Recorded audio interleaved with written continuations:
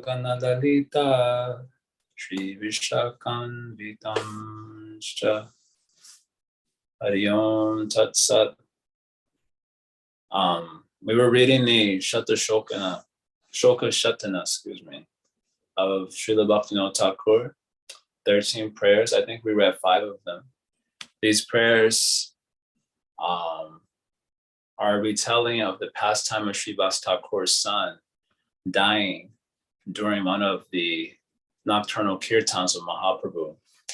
And this story of Srivas Thakur's son dying itself mimics or you can say echoes the Chittaketu Lila with his son Harshashoka. So that's why we began reading them. And Srila Bhaktivinoda Thakur offers many wonderful insights, saying that if we meditate on these prayers, then our lamentation that is born of traversing the material world can be cut to pieces. We had read 5 of the prayers of the 13, so we want to finish it today just for continuity's sake. Let us see here where we left off. Oh my God, I lost the location. Okay. So where we left off was in the course of the prayers, Srivas Thakur has preached to his wives. And according to Bhaktivinoda Thakur, they were pacified. Then Mahaprabhu ended his kirtan. And after ending his kirtan, Mahaprabhu was not feeling the same degree of beatitude. So he intuited, of course he doesn't need to intuit, he is Antaryami, the indwelling soul of all. Thus some calamity has taken place, to which Srivas Thakur tells him that my son had died during your kirtan, and that it was more intolerable for him, Srivas Thakur, that is to say, it was more intolerable for him to disrupt the flow of joy in Mahaprabhu's kirtan than it was to lose his son. Hearing such dedication, Mahaprabhu himself says, how is it that I'll be able to leave such a devoted lover like Srivas Thakur? Saying this, Bhaktivinoda Thakur begins to lament because he knows that this is the indication that Mahaprabhu is just about to begin his sannyas lila. And so it pains him to hear him think how he's going to leave Srivas Thakur and the other Navadvipasis for sannyas. I think that's where we left off. Yeah, this one. So I think this is the 6th prayer that we're on. Then the Lord ordered the household members to bring the boy's body out into the courtyard, and they immediately complied. I hope this is where we left off. That's where I think we left off. Then the merciful Lord Gora, who removes the gloomy, dirty influence of the age of Kali, began to question the body by saying, please tell me, my dear boy, whatever prompted you to leave here so suddenly, thus giving up your loving father, Srivas Pandit. Being thus questioned by the Lord, the soul again manifested in the dead body by the mercy of the Lord, and he began to offer very nice prayers, which were meant to be instructive to all persons. The dead boy said, my dear Lord, you are without a doubt the Supreme Personality. The Supreme Absolute Truth, unlimited and one without a second. Since you are the supremely energetic, all of your transcendental energies are certainly not different from you. This transcendental potency of yours manifests itself in 3 different ways.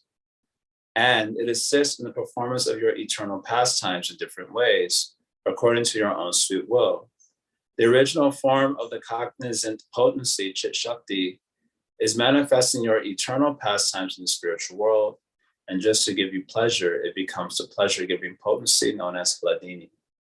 Secondly, becoming the Jiva Shakti, the potency produces the multitudes of fine conscious particles, which make up the glowing effulgence of your transcendental body. All of these souls are thus manifest for the natural marginal characteristic of minute independence. Thirdly, becoming the Maya Shakti, the potency creates the innumerable material universes, and within them she captures and binds all the souls who choose to remain averse to you, dear Lord, Hearing these prayers offered to Lord Chaitanya by the dead boy, Bhaktivinoda says at this point that he himself has also become averse to the Lord due to his offenses and has become swallowed up by Maya and the material world.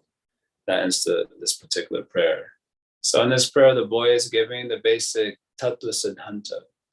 This is Srimad Bhagavatam is saying, Vedyam Vasava Matra Vastu Shivadam Tapatraya Umudana.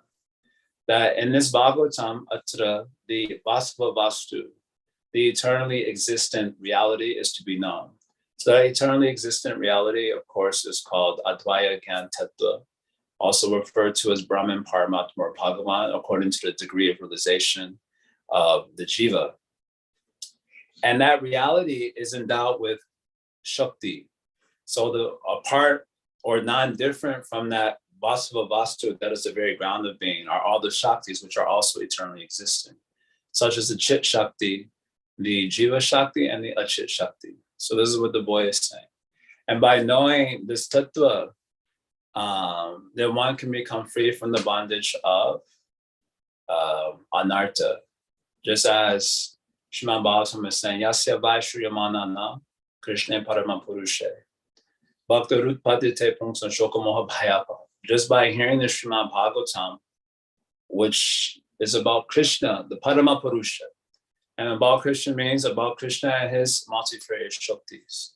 And if you hear the Srimad Bhagavatam, Bhakta Rutpadite Pungsan, then Prem Bhakti will manifest there in that soul who is hearing Srimad Bhagavatam. And as a side effect, Shoka Moha Bhaya Apaha, there will be the destruction of lamentation, which is the focus of these prayers. Lamentation, fear, and also moha, illusion. So having the ground of Tattva Siddhanta is very important for creating the container that is healthy for receiving the gift of bhakti. Therefore, in Srila Vyasadeva Samadhi, he sees all these realities. He sees Paramatma, Bhagavan, Brahman. He sees the Shakti of Bhagavan, specifically the Jiva. He sees the Jiva bewildered by the external Shakti. He sees the Jiva removing his bewilderment by this external Shakti through Sadhana Bhakti. And then he sees the Jiva who has brought the sadhana to the right mark, receiving the gift of Prem Bhakti, and thus putting an end to his Shoka Moha Bhaya. So all these tattvas the Jiva has given. The Jiva out of the mouth of Srivas Thakur's dead son has given all these tattvas here.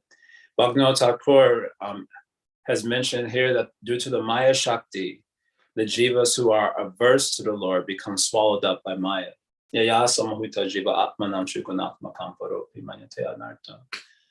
the Jivas are swallowed up by the Maya Shakti, by which they suffer anartha. The root anartha being, they fix their sense of self in the psychophysical apparatus. And then from there, their sense of self is extended outward toward the world. And so their sense of self, starting with consciousness and extending inward to the soul towards Bhagavan, is going outward towards the soul. In this way, they are swallowed up by Maya, and this is said to be due to their aversion. And they are averse to Bhagavan. Or aversion means vimukata. Vimukha means basically they're facing away from God. There's an absence of the awareness of Bhagavan. So due to that effect, they're turned towards the outer world, and they're swallowed up by their preoccupation with the outer world. And so Bhaktivinoda Thakur is saying that he also is like this, in a spirit of humility. Okay, so all this Tattva Siddhanta is important, it seems. All right, so next prayer. The dead son continued, you, dear Lord, are completely full in transcendental bliss. I am simply a tiny conscious particle of you. Therefore, by nature, I am your eternal servant. Only you are supremely independent, whereas I am totally dependent on you. Indeed, neglecting your lotus feet, I have now become completely ruined. As soon as I choose to be independent of your lordship, I became inclined toward Maya's illusory benefits. Thus, I have given up my natural spiritual characteristics. Falling down due to the dazzling bewilderment of fruitive gain, I have become captured by Maya within this mundane world. Now, as a result, I am being forcibly thrown into the revolving wheel of binding fruitive actions and reactions. Thus I am bound up by Maya in this world according to your will, being firmly clenched in the iron-like grip of my predestined fate. And according to this fate, I have now come into Srivas' home by taking birth as a son of Malini. Now again, according to my predestined fate, I must leave this place. I cannot remain here any longer, even if I wanted to. Your desire is most powerful, dear Lord, whereas my desire is most feeble, for I am simply an insignificant, humble soul. Wherever you send me next, O Lord, I must certainly go to become someone's son or husband or father. However, I know that all these material relationships do not possess even one speck of eternal truth. For only you, dear Lord, are the eternal friend and guardian of all souls. Only one who foolishly neglects the eternal shelter of your two lotus feet considers the union and separation of all these temporary family relationships to be separation of all distress. Yeah. This just shows how much one has actually become absorbed in the bodily concept of life, being crammed and stuffed into the womb of illusion. Hearing all these truths about the fate of the bound soul has now made Bhaktivinoda become extremely frightened. Interesting. I think that ends the prayer there. So he's mentioning the plight of the conditioned soul in the material world. One phrase that you'll encounter in Srimad Bhagavatam a lot is avidya, kama, and karma. Just as like in Queen Kunti's Stuti, for example, it comes there also, where she says the jivas are bound in the material world due to avidya, kama, and karma. So avidya, again, is a reference to the absence of awareness of the soul, which is itself rooted in the absence of awareness of Bhagavan. That is called avidya, in short, we describe that. So due to that, we develop all sorts of desires. The desire is informed by our pritak bhava, this term we use a lot here in these classes, the mood of separateness, because we think we're a reality unto ourselves. We don't feel that we are grounded in a superior reality. So this is called separateness mood. We have the separateness mood. And as a result of the separateness mood, we see a separate world, which we can exploit. So we develop all sorts of separate desires. So avidya kama. So kama means the desire born of the separateness mood. And as a result of the separateness mood, we become, as a result of the kama or desire that is informed by separateness mood, we become entangled in karma, or the reactions of our choices. And the network of those reactions are quite complex. They're actually inconceivable. I always say this about the material world. Everyone in the material world is constantly screaming justice, justice, especially nowadays in the social world where there's the social justice sort of psyche very much gripping the world, the collective psyche. And everyone's always screaming justice, justice. But I always say, actually, there is justice going on every moment. Krishna's system is just to a fault. How do you buy tamales there? Hare Krishna. Now I'm going to be feeling a little bit shy. I always say like this, that the material world is just to a fault. It's just to a fault because you're getting a reaction that is justified, but you don't know why it is justified. This is a justice to a fault. Everything in the material, actually every justice is being served. I have this experience with a devotee one time at Rath Yatra. So, the festival of Rath Yatra begins after the Rath Yatra, at least for the Mathvasis. They got to wash all them pots and wash all the, collect everything and so on. So there's a Rath Yatra in Chicago, and we were in the kitchen until 2, 3 in the morning washing pots and so on. I was having a conversation with a devotee, and he was complaining about a situation that he was having with another devotee. And then complaining to me, he was saying, Prabhu, I was just like, where's the justice? And I said, no, Prabhu, you misunderstand. Justice is being served. And he became immediately he stopped speaking and was a little bit taken aback. I said, why not? That is our philosophy, is it not? That you've done something in the past that has afforded this particular reaction. So I said, you misunderstand. Justice is actually being served. So we didn't continue that conversation, stop right there. Then next morning he came to me and he sat with it for the night, I guess. And he came to me, he said, Prabhu, you're actually right. I know he said it was a total shift in awareness that actually justice is being served. And now I can claim my power. Now that I'm not a victim of circumstance, I can claim my power. There's something that was done that has afforded this result. So something else can be done to give a different result. Of course, in the context of bhakti, we say, give up the whole samsara and do devotion. In any case, he was able to reclaim his sovereignty, so to speak. And so years later after that, literally like 5-6 years later, he came to me and said, ever since you told me that, he says, that's helped me out so much in my life. To understand that actually every justice is always being served. It's just, I would say it's just to a fault because we don't know. So here, Bhaktivinoda Thakur is explaining this, that once we are informed by the avidya, which comes with the spirit of separateness, and then we have our separate desires, and we jump into the pool of karma, the cesspool of karma, and get entangled in its networks. And this way, part of the network of karma is being brought together and separated by providence. This is what's causing so much pain. It also caused pain to Krita Duti in this past time we read from Chittaketu.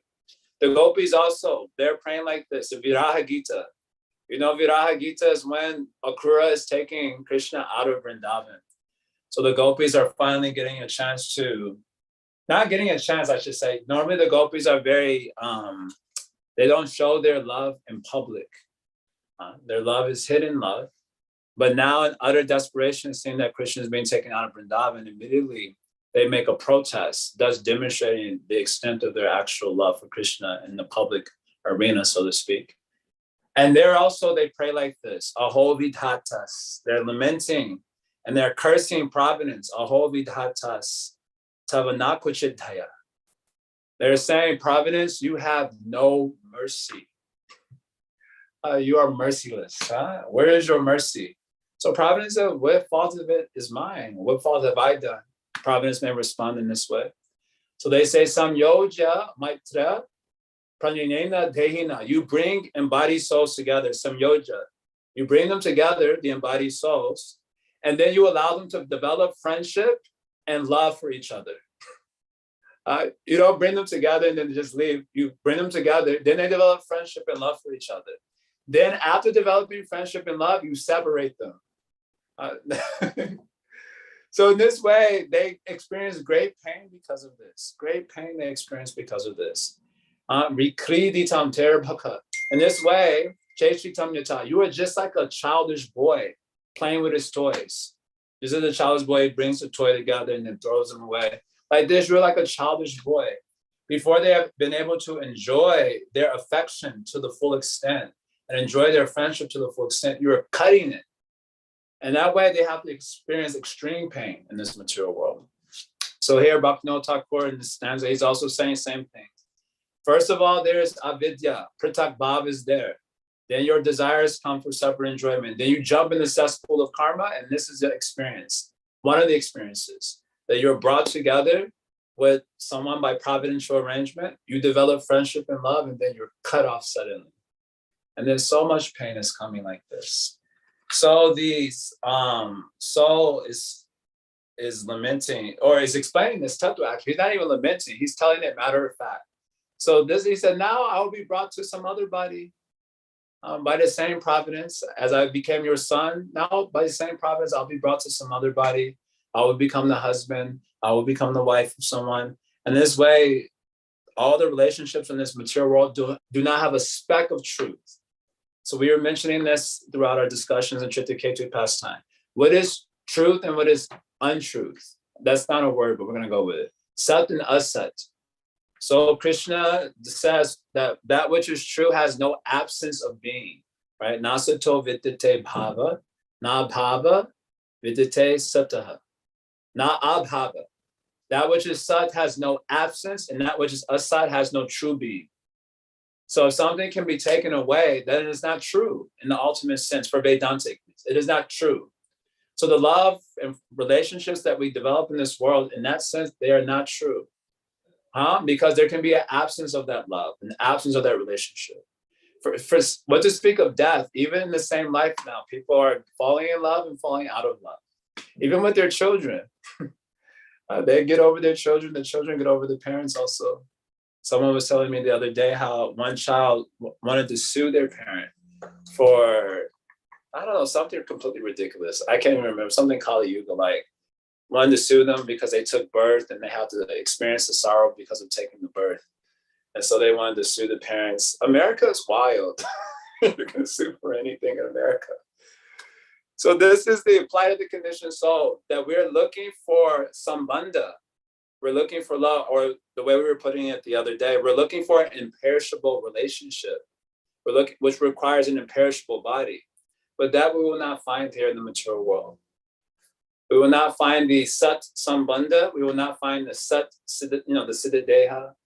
And as a result, we have to lament because we keep getting let down by the perishable body, the perishable relationships, etc. So the jiva is telling us there's not a speck of truth in these relationships. There is so much suffering. Therefore, what does he say? I said that part already. So yeah, therefore he's saying there that we should look for that eternal relationship. So that is only with Bhagavan. The relationship that will not let us down, the form that will not perish, the love that will not perish, the sambandha that will not perish, only that should be pursued. Otherwise, sorrow. Otherwise, your life will be having only this signature, the signature of sorrow, the great sorrow. So Srila Bhaktivinoda Thakur ends his prayer saying, hearing all these truths about the fate of the bound soul has now made Bhaktivinoda become extremely frightened. I wonder why the frightenedness here of Srila Bhaktivinoda Thakur, I didn't catch that exactly. Perhaps the frightenedness is the fact that we are so entrenched in the sense of our sambandha with the perishable. And as a result of that should be a cause of being frightened, actually. We haven't discovered what is the sat sambandha, the true sambandha. We haven't discovered what is our siddha deha in relationship to that reality. Then that should be a cause of fear, a little bit of discomfort. Not that we shall feel comfortable, oh, I don't know who I am, I don't know what my relationship is, all is well. Just like with devotees, they come and ask me, I don't know, this is not a good question to ask devotees, so how are you? Unless you really mean it in terms of like their budget in life, it is not a good question to ask, actually. Following the secular world, how are you? So I give different answers. Usually I say I'm suffering, that's my standard answer. Sometimes if I don't want to talk to you, I say I'm grateful. If I don't want to actually have too much of a deep exchange with you, then I say I am grateful. Otherwise, I also say sometimes, how well can it be? I'm in the mature world and I don't know who I am. I don't know what is my siddha deha. I don't know what is my sambandha with Krishna. How well can it be going? It is not that all is well. To be apathetic to this truth, to the truth of the imperishable reality as it pertains to us specifically in our relationship with Krishna. To be apathetic to that is the height of impersonalism. And you're doing Vaidhi Bhakti with that impersonal mood, then there will be no happiness in Vaidhi Bhakti elsewhere. We should search for this. So Bhaktivinoda Thakur is expressing some fear here. Okay, next prayer. The dead boy continued, thus I have been captured and bound by Maya. Due to being tied tightly by her ropes of ignorance and bewilderment, I have undergone many, many births since that time, simply wandering here and there in the ghastly darkness of Maya's illusions. Sometime I became a demigod, sometimes a demon, and sometimes I get the body of a man, an animal, a bird, or an insect. Sometimes I wander up to heaven, sometimes down to hell, and sometimes on earth, being carried away the whole time by innumerable materialistic hopes and aspirations, right? I have no idea what kind of wonderful pious credit I have earned to be born here in this life as a son of Sri Srivas Pandit within the holy abode of Navadvip. Thus, I myself am amazed that I have had the great fortune of actually being able to see and touch your lotus feet, O Lord. Usually, whenever I have to die, I always experience great pain and distress upon leaving the particular body I happen to be in. But this time, I'm only experiencing great happiness by discussing all these topics related to your glories. However, my time is now up, so I must take your leave. If it is your desire that I should take another birth, O Lord, I pray humbly request your lordship to kindly allow me to be always situated in the transcendental loving service of your divine lotus feet. Saying this, the boy then fell silent. Seeing this wonderful pastime of Sri Chaitanya Mahaprabhu, Srivas Pandit's whole family gave up all their lamentation and became absorbed in great transcendental happiness. Thus, the transcendental character and activities of Sri Chaitanya Mahaprabhu are just like a continuous shower of ambrosia. Srila Bhaktivinoda is thereby losing his vital life force, simply begging Srivas Thakur to allow him to drink more of this nectarian ambrosia.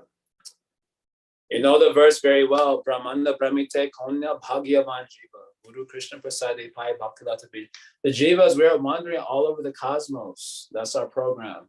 Nothing else doing. Going all over the world, crying. Crying as a demigod, crying as an animal, crying as an insect, crying as a human being. And this way, the whole material world is composed of the tears of the crying souls, right? The whole material world is an ocean of grief. And that ocean is made of the tears of all the crying souls. Somehow or other, if you become fortunate, Bhagyavan Jiva. If you become Bhagyavan, fortunate Jiva. What is that verse? Bhava Pravargo Brahmato Yadhabhavech. What is the second line? Brahmato Yadhabhavech. Forgetting. Same verse. That's some of the verse Mama was quoting. When the living entity who's been wandering all over the cosmos, when he becomes qualified for liberation, Bhava Apravarga, then at that time, he gets a chance to do sadhu sangha. So sangha I'm forgetting the second line of this particular verse. Anyway, when you get sadhu sangha, then you become qualified for liberation. That's what the verse wants to say. The verse says, when you are qualified for Bhava Apavarga, liberation from the material world, then at that time, you get sadhu sangha. But is it like that? Is that how the order goes? I become qualified, and then when I'm qualified, I get sadhu sangha? No. Sadhu sangha comes first, then you get qualification. And just like Prabhupada was asked this question by one of his disciples, Prabhupada, what have I done to become qualified for bhakti? It's so nice being like innocent and naive, so you can just say like all sorts of funny things, at least from the perspective of Gaudiya Vaishnavas. And Prabhupada said, he said, you have no qualification. I created your qualification. Yes, when there's sadhu sangha, then you become qualified for liberation. Hold on, I'm pulling up this verse because I'm frustrated. I can't remember, even though I quote it a lot. There's a Muchakunda's prayer to Krishna after he kills Kalayavanasura. And I think it's verse number 53, 10, 51, 53. This is important. This is actually an important verse. Yeah. Janasha Tarhatrita Sasamangama. So Sasamgama Yarita Taivasa Gato. So when you get that sadhu sangha, precisely at that moment, Tada Eva, precisely at that moment, Paravareshe Tvaya Jayate Mati. There is Jayate Mati, the awakening of Krishna consciousness, a turning towards Krishna. So to get this sadhu sangha is extremely rare in the material world. Durlabho manusho deho dehi nakshanam hangara. To get the human form of life is itself extremely rare. When you think about the amount of humans compared to the other species of life, we are very small. But even more rare, tatrapi durlabham manye, even more rare than this human form of life, Vaikuntha Priya Darshana, is you get the darshan of Vaikuntha Priya, he or she who is dear to the Lord of Vaikuntha, the devotee. That is even more rare. So the soul is explaining his plight. I've been crying as a deva, I've been crying as a human, I've been crying as an animal, I've been crying as an insect. I've been contributing to the ocean of grief in this material world. And suddenly, somehow or other, now by good fortune, I've gotten this sadhu sangha. How rare it is. First of all, to get a human birth is rare. And then within that, to get sadhu sangha, very, very rare. And now, although when I previously left my body, I've left my body with the tears only. Only the shoka was coming. Now, when I leave this body, I'm leaving with the great joy. Why I'm leaving with the great joy? Because I'm leaving during Mahaprabhu's kirtan. How can anyone be sad during Mahaprabhu's kirtan? We can only imagine the ecstasy of hearing that sound vibration, And that's when the soul was leaving, as Mahaprabhu was doing kirtan with his associates. So the soul is just completely amazed at the opportunity that he's been given. And so he ends his prayer by saying, what was that? Yeah, it's that part I said already. Yeah, he's saying, like Mahaprabhu, in the spirit of Mahaprabhu, such is the nature of bhakti. Jamani Jamani Shore Bhavata Bhakti Rahaituki. If I shall take birth again, let it be in the home of devotees, where I can again get association with this kirtan, with this bhakti. The idea here is that bhakti is so blissful. Mokshula Gutta Krita. The nature of bhakti is that it makes light or derides liberation. Usually religious people, even by these sadhakas, they do the bhakti because they want freedom from pain. That means they're not really experiencing the joy of bhakti. Because if they're experiencing the joy of bhakti, then pain is not part of their criteria. Freedom from pain does not become part of their criteria for doing bhakti. Bhakti is too blissful, so it doesn't come up in the psyche. So give me birth again also. There's no problem for the birth. Just let me have this bhakti. So now the devotee, the soul can pray like this, having experienced the joy of bhakti. Without experiencing this joy, then we also have that thing in us. We pray for bhukti, we pray for mukti. What is that verse from BRS also? Bhukti mukti sprihayabat, pishachri hidi vartate, tava bhakti sukhasyatra, katama bhudayo bhavet. How can the happiness of bhakti come in that heart that is, cluttered with the desires for bhukti and mukti, which is like a witch or a demonist? So he's experiencing bhakti. He says, now give me birth also, but let it be in the home of a devotee. How wonderful this bhakti is. Okay, I'll read one more prayer. I had hoped to get through all of them, but these prayers it's filled with so much nice katha here. Okay, so next stanza, we'll do one more, next prayer. Then Sri Chaitanya Mahaprabhu began to speak to Srivas with very affectionate and sweet words. He said, my dear Srivas, you are actually my very old servant. Indeed, I am staying in this world only due to your unalloyed love for me. You, Srivas Pandit, are factually the commander-in-chief of all of my devotees. Today, your glorious character will be acclaimed throughout the three worlds. You are never subject to the imprisoning bondage of Maya Devi, the proprietress of this prison-like material world. Indeed, this fact is attested to by all the people of the world. You have dedicated unto me all of your wealth, followers, body, and household paraphernalia, and thus you have become most joyful by being so nicely situated in my eternal service. The whole of your existence in this world is only for the purpose of nourishing my eternal pastimes. Thus, your ideal behavior as a transcendental family man is exemplary for instructing all the materialistic householders. Sri Nityananda Prabhu and I are so much obliged to you due to your pure love for us. Indeed, we know that you enjoy great happiness by considering us to be your very own sons.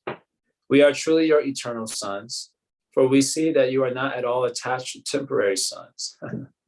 We're all subject to the material conditions of creation and destruction.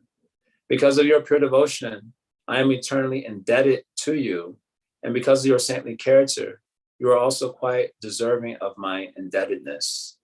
Hearing these loving words of Sri Chaitanya Mahaprabhu, this rascal, Bhaktivinoda, now begs at the feet of Srivas Thakur in humble supplication to receive the lotus feet of Lord Gauranga. We should remember that Bhaktivinoda Thakur is you can say he's in a Siddha Deha. Siddha Rupa means his contemplative, the form for contemplation. We discussed this in the beginning of our discussing these prayers. So normally when we hear this verse, Seva Sadaka Rupena Siddha Rupena Chatrihi, Brajaloka Anusarita, Ta Bhavalapsunakari. Normally when we hear this verse, we hear that you should follow the Brajaloka by rendering seva in your Sadaka Rupa, following the associates of Sri Chaitanya Mahaprabhu, and in your Siddha Rupa, following the associates in Krishna Buddha. That's how we normally hear this discussed, this particular verse of Rupa Goswami.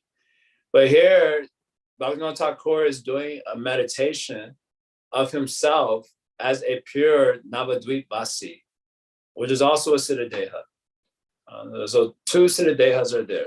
This is possible in Gaur Bhakti, that you can get two Siddha Dehas. One Siddha Deha is like the perfected Sadhaka in Navadvip Lila, And another Siddhadeha is the Siddhadeha and Krishna Lila. 2 Siddhadehas are there. So Bhaktivinoda Thakur is imagining himself as part of the, imagining is actually the right word, but because of the way we use the word imagination in English, it doesn't convey the right sense. We don't have so much time to expand on it now, but you can understand. Maybe you can say pure contemplative life. I don't know a better way of saying it right now, but he is having the pure image of the Leela in his playing out in his contemplation, and he is seeing himself in that Leela as a pure Navadvipvasi. And so now he's going to Srivas Thakur and praying, just see how the Lord is indebted to you. Aham bhakta paradhina yaswatantra ibadija sadubhe grasa hridaya bhaktar bhakta janapriya. Lord Narayana says to the Rasmuni that I am dependent on my devotees. I have no other. It's like I'm not independent. Aswatantra iba. I'm still God, so technically, in an ontological sense, you can say I'm independent. But actually, aswatantra iba. It is like I'm not independent because I have that much dependence on my devotee. Sadhubhe grasta hridaya, for the devotee who has given his everything to me. Bhaktar bhakta janapriya. Even those that are dear to that devotee are dear to me. So Bhaktivinoda Thakur is going to Srivas Thakur that Mahaprabhu is so dear to you, but you are so dear to Mahaprabhu. And I also want to become dear to Mahaprabhu, so I'm seeking your mercy. And you can see envisaging is okay word. And his pure contemplative life, he's going to Srivas Thakur and praying for this mercy. Okay, how many prayers are left? Because I put all these prayers on one document a month or two ago, because I very much like these prayers, but I didn't divide them up, so I don't know how many did we get through today? We can finish tomorrow. No, no rush. Can you tell? I can't tell from my document here on my phone. Sri Chaitanya, maybe put a line here. Okay, anyone wants to say anything? It's already past 9. I usually don't like to go too much past the 9 o'clock. Hold on. Okay, we got a few more prayers left, so we'll pause here. No rush, we'll finish tomorrow. Okay, so we see here, here on Yaksha Su's DT, is it Sham Gopi? Is it fortunate is to get sadhu sangha, but unfortunate is when we don't know what to do in that sangha. So Rupa Goswami is giving a little assistance in this regard, what to do in sadhu sangha. He gives 3 instructions. Upadeshamrita, you must be knowing this book. So his first instruction, he's mentioned 6 loving exchanges, the heart of which is Guhyam Akyati Prichati, right? So Guhyam Akyati means a devotee with realizations is revealing those realizations. Guhyam means a cave. So inside the cave, there are many jewels there. But you have to ask for them. So that is called Guhyam Prichati. Guhyam Prichati means you are a jewel hunter. You're looking for the jewels of realizations, but they're hidden inside the caves of the devotee's heart. So you have to ask for those jewels. Actually, you simply have to ask. So that is called Guhyam Prichati. Guhyam means confidential inquiry. So there's confidential revelation from a realized devotee, and there's confidential inquiry about the jewels of those realizations. So this is the main thing to do in sadhu sangha. There is also giving up prasadam and receiving prasadam, giving gifts and receiving gifts. That is like the outer shell, and the heart of it is Guhyam Akyati Prichati. That is the main thing that is done in sadhu sangha. So the main example of that is Srimad Bhagavatam itself. Then after that, he gives another instruction. You must know Krishneti Yashagiritam Manasadriyeta. Some devotees you have to associate from a distance. And like we like to joke these days, sometimes the greater the distance, the greater the respect. It's just the way that it is. For whatever reasons that come up in the world, some devotees are meant to be respected from a distance. Then he said, Diksheti Chet Pranatabisha Bhajantamisha. Those who have taken Diksha and they're performing bhajan, it is assumed according to proper, sambandha, etc. Then they may be offered, pranams. Shushushaya bhajana vigna mananya anya nindadishu nihirdi ipsita sangalabda. Then there's the other devotee who is bhajana vigna. He is deep in bhajan. He is expert in bhajan. And so there should be eagerness to serve such a devotee. What is the symptom of his expertise? That he is freed from the tendency to criticize, etc. His heart is completely devoid of the tendency for criticism, etc. Etc. means the other sort of aggressive qualities that manifest when you start blaspheming someone. You're gonna see when you're about to start talking smack, all these aggressive qualities come out. Sassiness, disrespect, and getting loud, and so the devotee who is expert in bhajan, and he's devoid of that. It's interesting that Rupa Goswami shall give that as a indicator of the depth of his bhajan. I think it's a great indicator because, let me say it in the converse, when we're not deep, it's very hard to control the tongue. And even when you speak nice things, it's always got that scent of envy coming out. It's very subtle, but everyone can smell it but you. There's something very interesting about it. The tongue is a very revealing. As Srila Prabhupada has written in 254 Bhagavad Gita, he says, a fool is certainly undiscovered when he doesn't talk, but as soon as he talks, he reveals himself at once.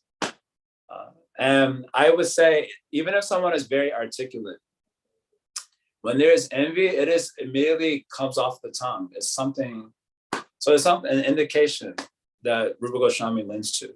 So he says we are to do this Bhuhyam Akyati Prichati and with discernment according to the level of devotee. And then he warns us in verse 6, Drishta Swabhava Janita Bhakushasha Dosha, and so on, that don't look at the devotee in terms of his Bhapu and his Swabhava. So this is a big danger. Looking at the external form of the devotee and making a judgment accordingly. And also even more subtle than that is taking their Swabhava. They have a certain Swabhava this life. Maybe they talk loud, maybe they're whatever, their nature is something weird about it. They have an idiosyncrasy that you just like, oh, it's a little awkward.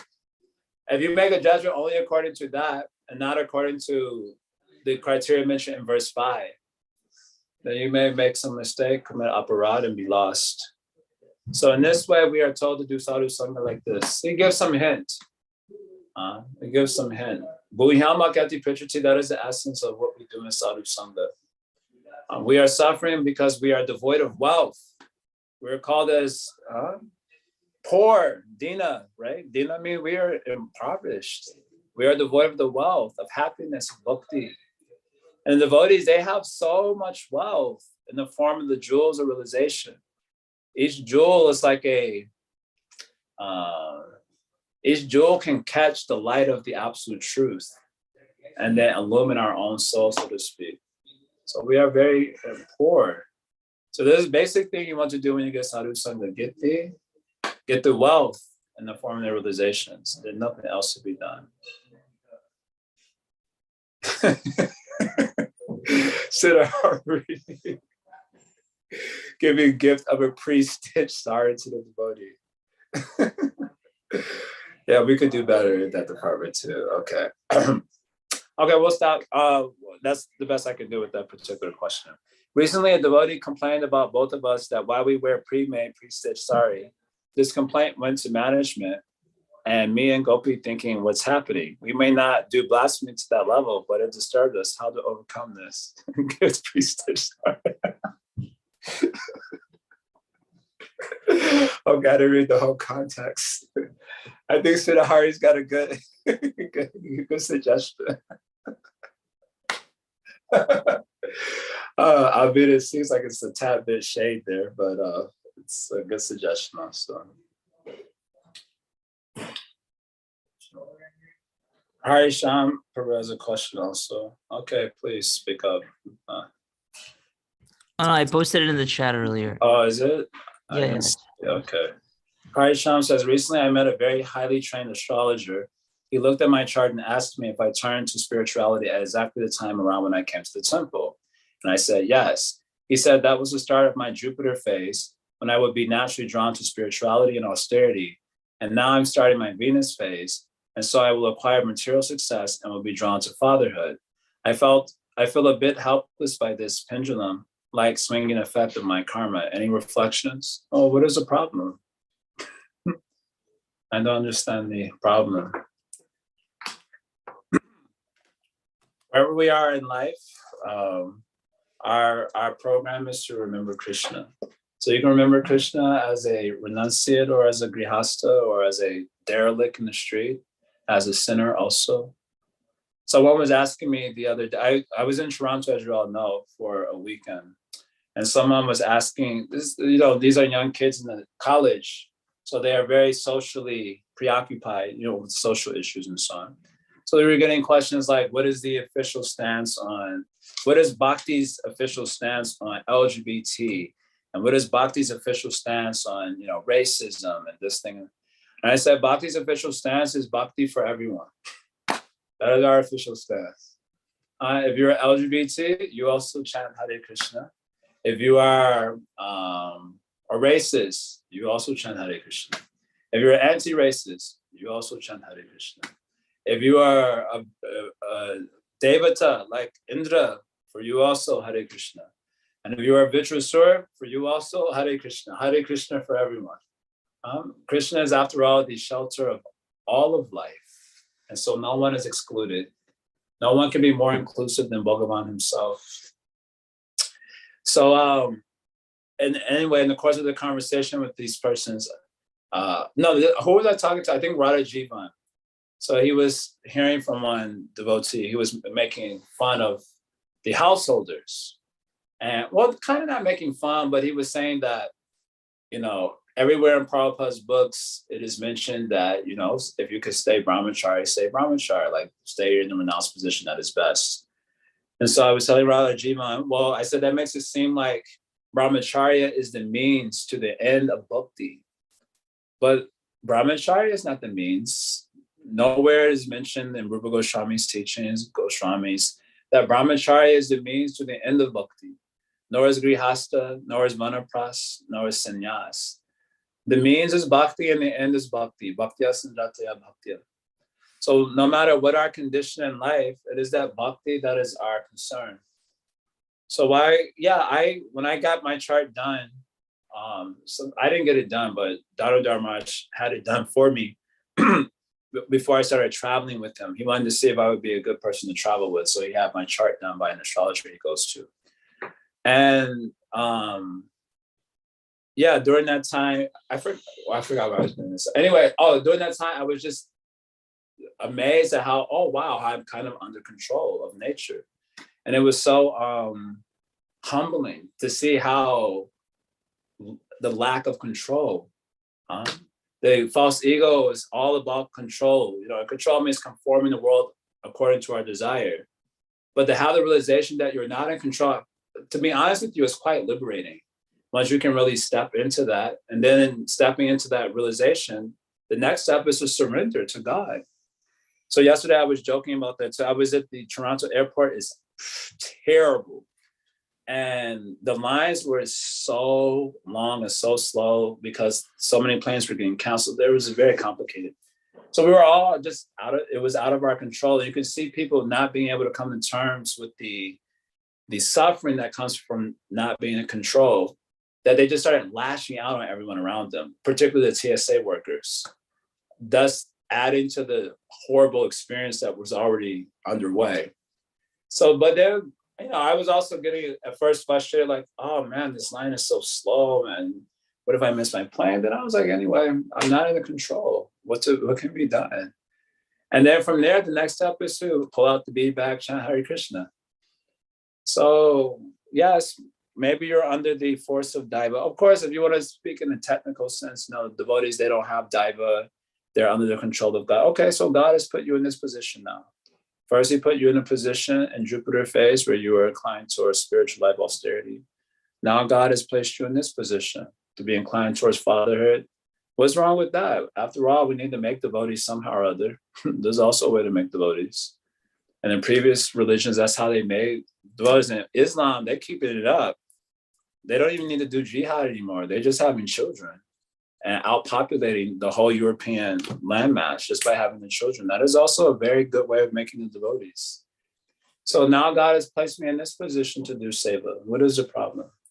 So one final verse, nice verse to meditate on in this regard in response to your question. Narayana parasarve nakutashana vipiti. Svarga apravarga narakeshu apito yarta darshana. You know this verse very well. It's coming up in the Leela that we're studying now, Tritaketu Leela. When he's cursed by Parvati to go to hell. So did you see Tritaketu lament? No, he will not lament. So Shiva commenting on his freedom of heart, even though being cursed to go to hell, he says this verse, Narayana Parasarve. This is the nature of those who are surrendered to Narayana, that they look upon heaven, hell, and liberation with an equal eye. What does that mean? In all situations, seva can be done. So if I go to heaven, I will not enjoy, I will do the seva. In liberation, also seva will go on. In hell, also seva will go on. In all conditions, only seva. So in this way, we might process our experience of life in this way, the different conditions of life. Even if I'm a derelict in the street, I've become a sinner man. That is also possible. Even there also you can do seva. Why not? The sinner can also think of Krishna. What is the problem? No matter what condition in life. So this is the universality of bhakti. And it also is the glory of bhakti that it does not depend on material conditions. So in all conditions, this bhakti can be done. So there's nothing to lament. So what you're saying is that was a really beautiful answer. And I was more concerned about how, we generally understand that bhakti begins by associating with devotees, and you quoted that really nice verse also, that when a living entity is ready for liberation, he attains sadhu sangha. It does seem like your karma also plays into it, that it makes you more favorable to sadhu sangha. Like if you're going through your quote unquote Jupiter phase, then you might be more inclined to associate with saintly people. I guess my bigger concern was, and you're saying here that bhakti is not constrained by your karmic situation. So that means that even though karmically one may be now inclined towards, say, family life, which I don't think there's anything wrong with, but if in that position also one maintains sadhu sangha, then one's bhakti doesn't have to necessarily slow down, even though karmically his stars are not necessarily pushing him or her in that direction, right? Is that what you're saying? Oh, bhakti is not being pushed by stars or lack of stars. Right. No, I get that, but it does seem like when you're in a certain cosmic position, you're more inclined. Yeah, so you're saying, so what happens is you're saying the psyche shifts. Yeah. So I may be moved towards one way or the other. But whether you do bhakti or not is depending on, well, it's not exactly depending on you. It's depending on you through the conduit of sadhu sangha. So if you keep up the proper sangha, harikatha is going on, then in all conditions this bhakti can go on. In all conditions you will make that choice, so to speak. I often like this, I've said this sometimes, but in the beginning stage of devotion, the jiva doesn't have his own strength to do bhakti. This may be the sense, I was telling this last class also. In the verse, Atashi Krishna Namadi Nabhavegraham Indriyai, Rupa Goswami is saying the senses do not have the power to do bhakti. Like their senses can't grab the holy name, etc., of Krishna, which because bhakti is a superior shakti than the jiva. So by our own faculties, we can't just do bhakti. Bhakti in a sense is doing us or using us, so to speak, as a conduit. But I said this is a very subtle and abstract concept. It's very hard to picture what that means practically. So I was saying perhaps it means if you have to visualize it, give it imagery to it, which is very powerful for the mind to have some images to work with. It means the sadhu sangha, basically. And in the light of sadhus, the light of their harikatha is like the sun. And we're like crystals catching the light of that sun. And so we're also glowing because we keep ourselves, and it feels like we're the ones performing bhakti in that sense. But actually it's a greater light that is illuminating us and allowing us to actually do devotion. And I say that in light of my own experience of being without sadhu sangha for a short period of time, like a month or a few months at a time. And then all of a sudden the force to do bhakti starts to get muted. I like to use this word muted. So I say to that, keep up sadhu sangha. And when I say sadhu sangha, I do mean the Sangha where you actually are feeling some illumination, the inspiration, the faith, not just like the Vaidhi standard. Okay, I got to show up to the temple program and ain't got no, no hope. Not like that. Whoever is giving that light and that illumination, you do that sadhu sangha, then whether you are a grihasta or sannyasi, your bhakti will go on unfazed, so to speak. There will always be reversals and things in life. But if you don't do sadhu sangha, if your crystal, if you, the jiva, like a crystal, does not catch the light of a superior energy, then that time you may be in trouble and your psychological predilections may become problem for you. That's why that would be my reflection on that, just by my own personal experience.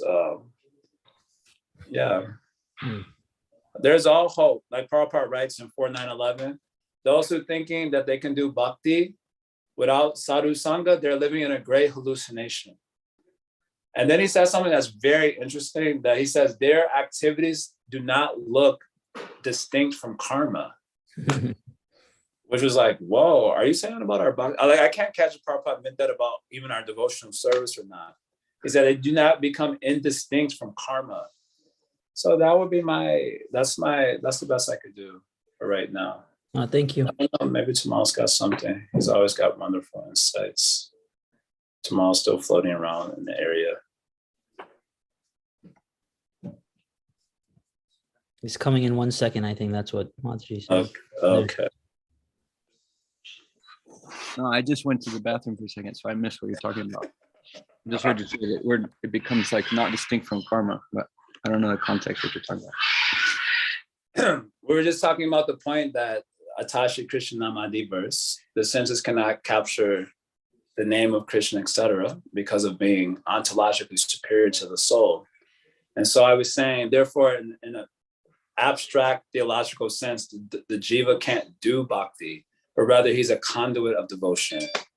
And I was saying, because it's abstract, it's important to maybe have an image of what that means. And so for me, it's translated as one needs the light of superior sangha. And we're like crystals catching that light. And therefore, we're also illumined and performing devotional service. We feel like this is very much me doing that, but it's actually us catching the light of superior power and being moved by that power to do devotion. So I say, minus that light, then you may feel the force or the pressure of your psychophysical destiny in terms of karma and stars and astrological position. But if you're keeping the light of sadhu sangha, then there should not be any worry about, oh, now I'm in this phase of life, so I'm going to be inclined this way. Therefore, my bhakti is, needs to diminish or might diminish because of that. No need. The light of superior power will allow you to dance even on the ground of your karma, so to speak, no matter what is the conditions like that. So I was just giving this point from Prabhupada's purport. He says, those who think they can do bhakti without sadhu sangha are living in a great hallucination, and their activity do not become distinct from karma. And in that light, I was making that particular statement. That's how I've tried to understand this. It's very abstract to me. Sanatana Goswami is also writing in Brihadbhakti that we don't perform bhakti. So I'm like, how did you picture that? That was my feeble attempt. Right. I was thinking too about when you were saying to Prabhu earlier, like, don't worry about Venus and like fatherhood and like, what's the problem? This is also making devotees. And like Janak Maharaj, he's like a Mahajan, and he's, what is it, Aptakam? He's like completely liberated soul. And yet he becomes possessed of a desire to have a baby daughter. Like he's like completely liberated. Shukadev Goswami, some renditions say Shukadev Goswami is, no, that's not true. But he's like, he can teach renunciates about renunciation because he's living in the midst of this kingdom with so much wealth and opulence, but he's like not bewildered by anything because he's completely liberated. He's a guru even to renunciates, even though he lives in the lap of luxury. And yet he becomes obsessed with the desire to have a baby daughter. He just wants to have a daughter. And it's just like, where does that desire come from? In a person who's up to calm, all his desires will be fulfilled already. It's some descending Bhakti Devi herself, his daughter will be Sita, she's Bhagavati, Swayam Bhagavati. And so like she wants to come. So it's like, is it his Venus period? Like he's like wants to increase his material position, become a father, and like, you know, he becomes possessed by higher power. And that's kind of like the essence of this theme, is we want to be possessed by the higher power of Bhakti Devi. And we don't know, because she's smarter than us. She has like infinite consciousness. In our little brain, we just have 2 eyes to look in one direction, but there's 360 times 360 directions of angles of things that we don't understand. But she sees everything, she knows everything, and she knows what she wants and what Krishna wants. So who are we to say like, no, these are bad planets, or this cosmos? This is, the ahankar is the whole problem. You know, you were saying before about why Rupa Goswami gives this criteria to mark that someone's really expert in bhajan if they don't criticize. Why is that's particular, you know, draw that connection, like that's what he uses as the symptom of expert in bhajan, is you don't criticize anyone. Because it's like, criticism means, I think there's something, it's directly implicit of ahankar. I'm the doer, therefore I project that on everything. You're the doer and you're doing it wrong. But finally, this is criticizing God, who's the actual doer of everything. But someone who's really doing bhajan, the presence, the proximity of that power of Bhakti Devi, that descending power of Swarup Shakti, dissolves the ahankar. It becomes so evident that, like, first of all, they disassociate from the material body and ego, because another sense of aspiration awakens. But another thing is, like, you just see how Krishna like takes your plans and swirls them around and puts you in, you know, he's such a capricious, you know, he plays rough. And you see that, like, there's so many reversals, like, you know, eventualities, as Bhaktivinoda Thakur says. There's so many things we can't control and can't foresee. Someone who's doing bhajan like starts to like feel that reality, and they can't criticize anyone because they know I'm criticizing him. I don't know, it's always, he plays rough sometimes, but he's still my beloved, you know? So Beautiful. I don't know if all that makes sense. I was just more listening to your flow coming through, and I was really appreciating all that. Makes perfect sense. Beautiful. It's coming. Etymology. But what's the problem with Venus? No, when Krishna was born, all the planets, they got in order. You know, if you read Krishna book or the Bhagavatam, they all jumped into like perfect position to serve him. Did they since then lose their appetite to serve, that now Venus is against Krishna? No, there's a devotee, and Venus has a chance to, like, everybody has a Venus period and a Jupiter period, and there's a devotee who's going to enter their Venus period. You think that Venus isn't on your side?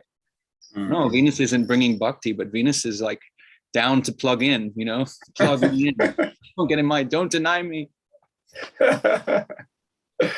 Oh, Jaya. Venus is at your mercy, Prabhu.